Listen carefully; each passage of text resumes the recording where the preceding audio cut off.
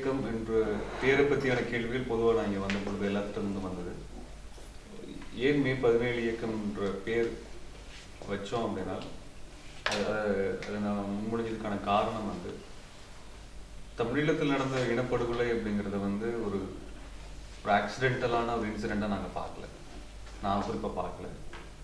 ஒரு நாகரிகமடைந்த ஒரு சமூகத்திற்கு அது ஒரு ஆசிய கண்டத்தில் நடக்கக்கூடிய இனப்படுகொலை என்பது திட்டமிடப்பட்ட ஒரு இனப்படுகொலையாகத்தான் இருக்க முடியும்.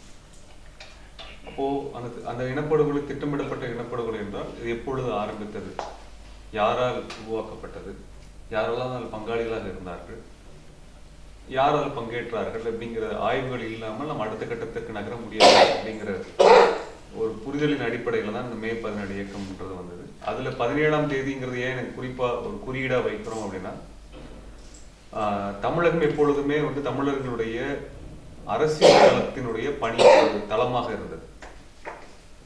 அப்போ அரசியல் களத்தினுடைய தலைமையிடமா அது இருக்குது அப்படின்னா, அந்த தமிழகம் சரியான ஒரு அரசியல் நிலைப்பாட்டில் நின்று இருந்தால், சரியான ஒரு செயல்பாட்டை செய்திருந்தால் 18ஆம் தேதி நிகழ்ந்திருக்க இனப்படுகொலை என்பது நடந்திருக்காரு.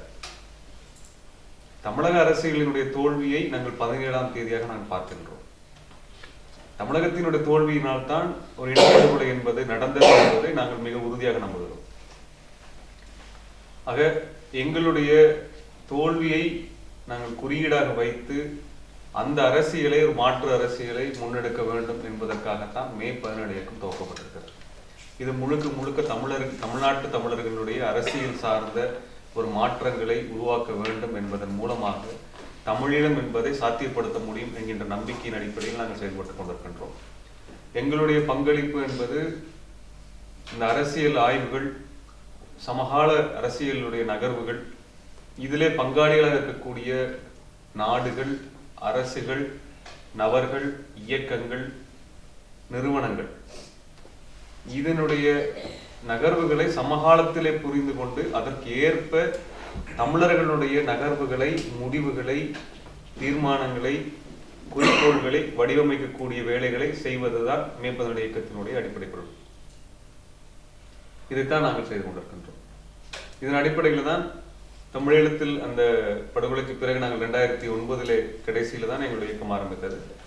தமிழகத்தில் இருக்கக்கூடிய நிறுவனங்கள், இந்தியாவில் செயல்படக்கூடிய நிறுவனங்கள் தமிழர்களுக்கு எதிராக, ஈழத்திற்கு எதிராக இதெல்லாம் வேலை செய்தது என்பதை ஆய்வு செய்து அதிலே ஊடகம் சார்ந்து, ஊடகம் மட்டுமல்லாமல் அரசியல், பொருளாதாரத்திலே பெரிய அளவிற்கு உதவிய இலங்கை அரசுக்கு தொடர்ச்சியாக 25 ஆண்டு காலம் உதவிய இந்து பத்திரிகையை எதிர்த்து எங்களுடைய போராட்டத்தை நாங்கள் முதலாக ஆரம்பித்தோம். அதற்கு பிறகு இலங்கை அரசே ஒரு இனப்படுகொலை அரசு என்று சட்டமன்றத்தில் தீர்மானம் கொண்டு வர வேண்டும் என்கின்ற ஒரு வரைவை 2009 டிசம்பரிலே முன்வைத்தோம். அது செய்வதன் மூலமாக தமிழகத்தை ஒரு இறையாண்மை மிக்க ஒரு மாநிலமாக மாற்றுவதும், ஒரு கருத்தியலை உருவாக்குவதும், இதன் மூலமாக ஒரு கான்ஸ்டிடியூஷனல் கிரைசிஸை தமிழகத்தில் கொண்டு வர வேண்டும் என்பதற்கான பிரச்சாரங்களை மேற்கொண்டோம். அதற்கு பிறகு 2010 ஜனவரியிலே டப்ளின் தீர்ப்பாயத்திலிருந்து அந்த அறிக்கை வெளிவந்த பொழுது அதை மையமாக வைத்து தமிழகம் முழுவதும் டப்ளின் தீர்ப்பாயத்தை முதன்முதலாக கொண்டு போன இயக்கம் மே 17 இயக்கம். இதன் ஊடாக இந்தியாவிலே தமிழீழத்திற்கு எதிராக பிரச்சாரத்தை செய்து கொண்டிருந்த ஊடகங்களுக்கு ஒரு கேள்வியை, ஒரு நெருக்கடியை நாங்கள் அதை ஏற்படுத்தினோம். அதற்கு பிறகு எங்களுடைய பல்வேறு இலங்கையிலே நடக்க இருந்த அவர்களுடைய பப்ளிக் ரிலேஷன்ஸ் அல்லது இமேஜ் பில்டிங் சென்டர்டான இந்த ஆக்டிவிட்டியை எக்ஸ்போஸ் பண்ணுறது, அதற்கு பிறகு இலங்கை அரசாங்கத்தினுடைய தமிழகத்திலே அவர்கள் செய்த ஊடுருவல்கள், இதை அம்பலப்படுத்துவது என்கின்ற வேலையை செய்யாது.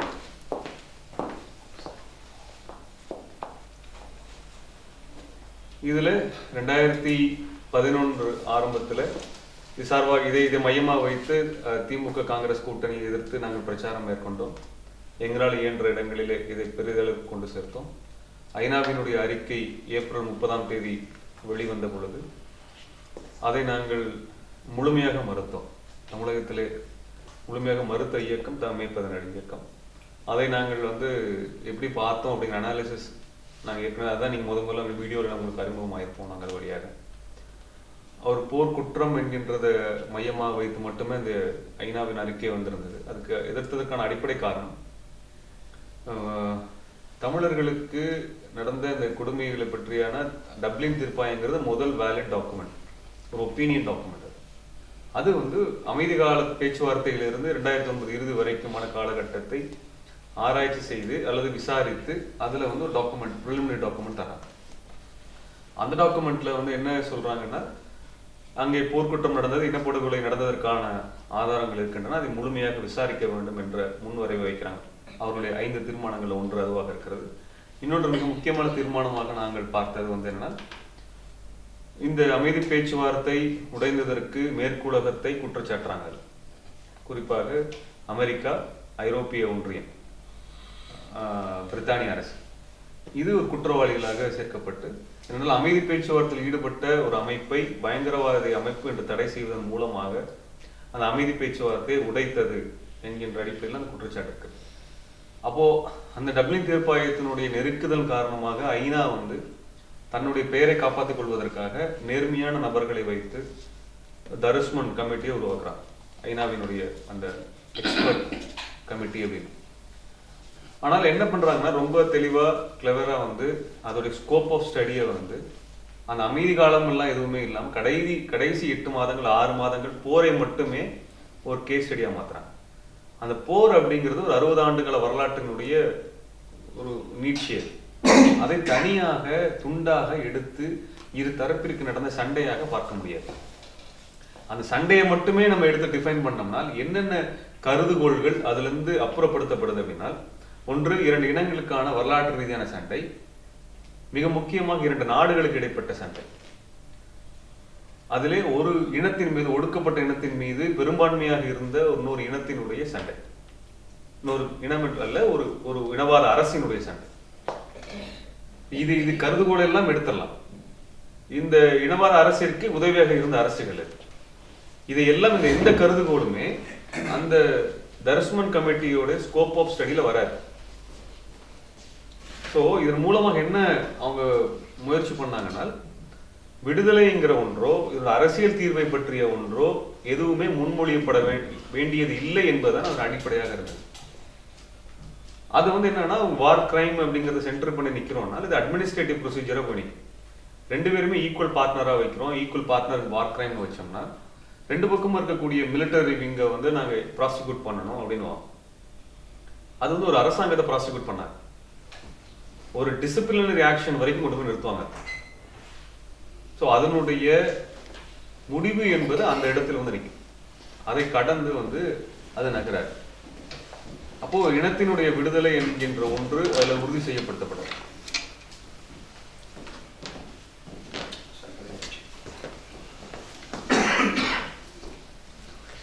ஆக ஐநாவினுடைய அறிக்கையை நாங்கள் ஏற்றுக்கொள்ள மறுத்ததனுடைய அரசியல் இதுலதான் எங்களுக்கு ஆரம்பிக்குது.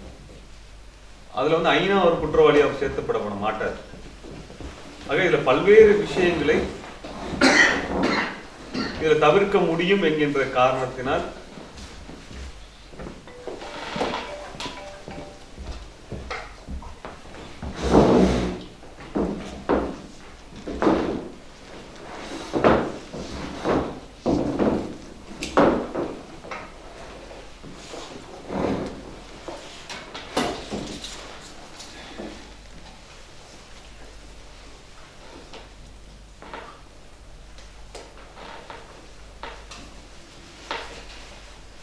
ஐநா அறிக்கையை வந்து நாங்கள் மறுத்ததனுடைய அடிப்படை காரணங்கள் இதுதான். ஏனென்றால் ஒரு விஷயத்துல எங்களுடைய அமைப்பு தெளிவாக இருந்தது. என்னன்னா, ஒரு முழுமையான இறுதி தீர்வை பற்றியான தெளிவான ஒரு விளக்கம் இல்லாத எந்த ஒரு சர்வதேச வரைமுறையையும் முறையையும் தீர்வையும் நாங்கள் ஏற்றுக்கொள்ள மாட்டோம். டெஃபினட் எண்ட் ரிசல்ட்ஸ் இல்லாமல் நாங்கள் எந்த டிஸ்கஷனுக்குள்ள நாங்கள் போக தயாரா இல்லை, எந்த டிஸ்கஷன் ஏற்றுக்கொள்ள நாங்கள் தயாரா இல்லை. அதில் எங்களுக்கு 2வது செகண்ட் ஒப்பீனியன் எங்களுக்கு கிடையவே கிடையாது. டெஃபினட் ஃபைனல் டெசிஷன் எங்களுக்கு தெரியும். அது இல்லாமல் human right violations, human rights அப்படிங்கிற ஒரு காயின்குள்ள நாங்கள் என்னைக்குமே போக விரும்புவோம். ஹியூமன் ரைட்ஸ் அப்படிங்கிற காயின் என்னைக்குமே விடுதலை போராட்டத்திற்கு எதிராகத்தான் பயன்படுத்தப்பட்டது. அதில் எங்களுக்கு பெரிய நம்பிக்கை கிடையாது. அதை நாம் பயன்படுத்துவதற்கான வாய்ப்பு என்பது மிக மிக குறைவான ஒரு ஆயுதம். அது ஒரு நல்ல ஆயுதம் தான். ஆனால் அதை ஒரு அரசாங்கத்திற்கு எதிராக பயன்படுத்துவதற்கான வாய்ப்புகள் எதுவும் கிடையாது.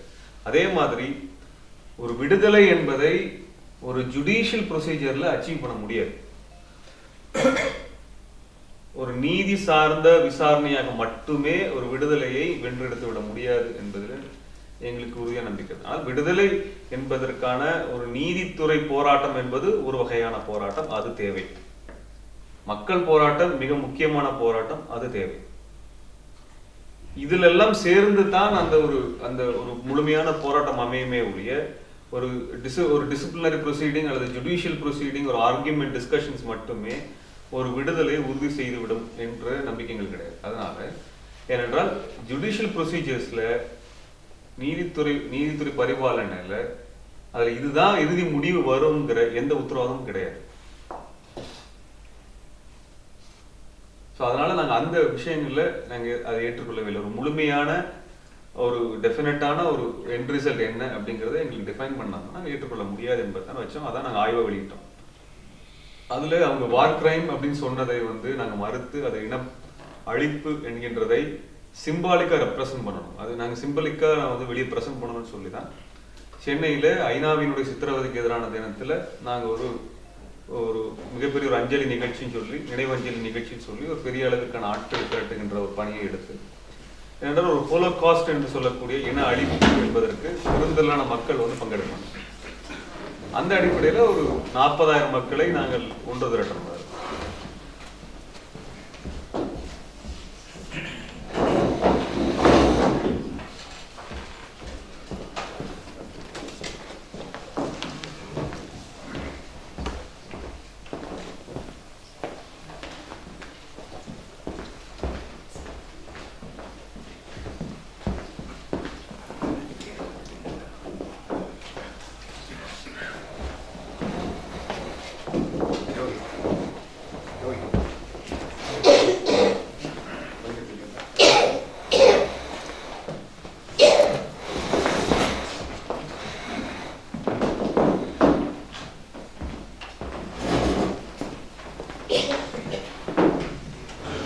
நீங்க கொஞ்சம் கதையை பின்னி போட்டீங்க, போடலாம்.